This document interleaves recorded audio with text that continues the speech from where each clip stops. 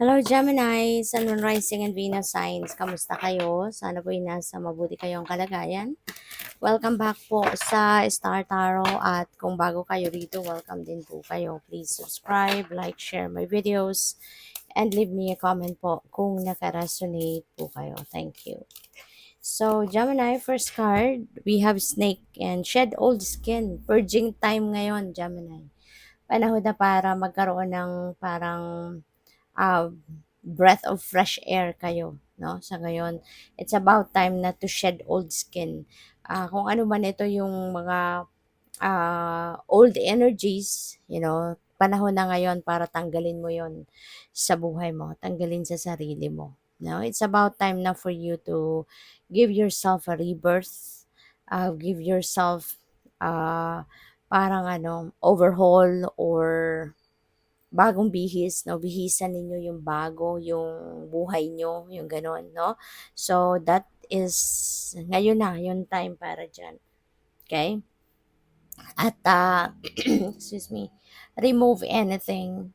Tanggalin mo na sa buhay mo ang kung ano man, no? Pwedeng mga bagay, mga tao, 'di ba? O situation na kinabibilangan mo na hindi na nagse-serve ng highest good sa'yo, no? Stale energy, mga stagnant energy, tanggalin mo na 'yan sa buhay mo. So, maaaring kailangan mo na pag-isipan ito, kailangan mo na mag-spend time ka para mapag-isipan kung ano yung mga bagay, sino yung mga tao na hindi naman na nakakabuti para sa'yo, tanggalin mo na 'yon.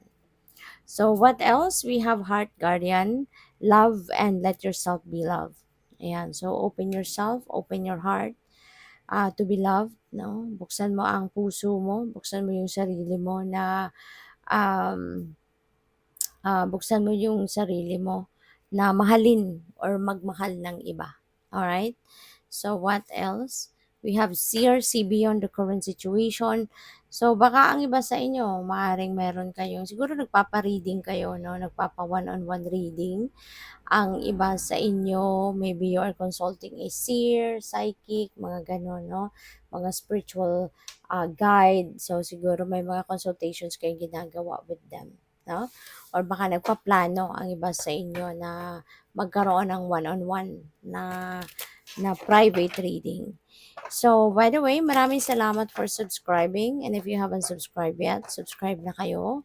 And also, maraming salamat din for not skipping the ads. Malaking bagay yan sa akin. And also, please click the join button sa baba ng video kung gusto niyo na mag-join sa membership. Salamat. So, we have be a beacon. Okay? Be an inspiration and light the way for others. So, Gemini, maaaring ito yung inyong mission sa buhay. This could be panawagan ito sa inyo ng Divine Universe na maging beacon kayo for others. Be the light for others, no? Kayo siguro ngayon na magiging source ng liwanag, inspirasyon, motivation ng ibang tao. Okay? So, be a beacon for others. Be their inspiration. Alright? Kasi maari na ang iba talaga sa inyo rito, baka kayo talaga yung takbuhan ng mga tao sa paligid mo, kaibigan, kamag-anak, at even mga kakilala ninyo. When they need some advice, maaring ikaw talaga yung pinipili nilang puntahan. Kaya, yeah, so maaring yan ang inyong mission sa buhay sa ngayon. Maaring yan ang nakatakda, no? Na maging maging role sa buhay or sa mundo, 'di ba? Sa ngayon. So, we have refreshing oasis, nurture yourself and gather your strength kasi ikaw yung parang pinagkukuhanan din ng lakas ng ibang tao. Kaya syempre, 'di ba? Yung energy mo it's not only for yourself, 'di ba? Yung energy mo, meron kang paghahatian yan, yung mga taong nakasandal sa'yo, mga taong umaasa sa'yo, kaya kailangan na lagi ninyong ino-nurture yung sarili ninyo, lagi ninyong aalagaan, pangalagaan ninyo na laging ma-replenish kayo ng ma-replenish yung energy ninyo. Okay? Laging i-gather ninyo yung inyong lakas, ang inyong strength. Alright? So, what else? We have create your vision. Do what makes your heart sing. Okay? Gawin ninyo kung ano man yung makakapagpasaya sa puso nyo, ano yung ganda ng inyong pakiramdam, mag-i-inspire sa iyo, yung gano'n. Tsaka ano kayo, eh, 'wag na kayong magpatumpik-tumpik pa. Because sabi dito, you are being nudged forward. So, ibig sabihin nito na pupuwedeng merong mga messages na sa'yo or may mga signs na pinapadala sa inyo ang divine universe 'no. Pinapakita na sa'yo kung ano yung right path na dapat ninyong puntahan. Pinapakita na sa'yo ng divine universe kung saan kayo dapat papunta, saan kayo dapat na tumungo, 'di ba? Maaaring hindi niyo lang 'yan nafi-feel, hindi ninyo nakikita, but now this is a reminder para sa'yo, 'di ba? Para mamulat ka, mabuksan mo yung inyong mga mata and mas maging ano ka, mas maging aware ka, mas maging observant ka sa paligid mo kasi the signs are clear, the signs are there. So we have caring community, participate and belong, and enrich your life. Ayan, so marami din kayong matututunan dito. Marami kayong matututunan at marami kayong mapupulot din na mga learnings, lessons, 'di ba, dito sa mga activities na 'to.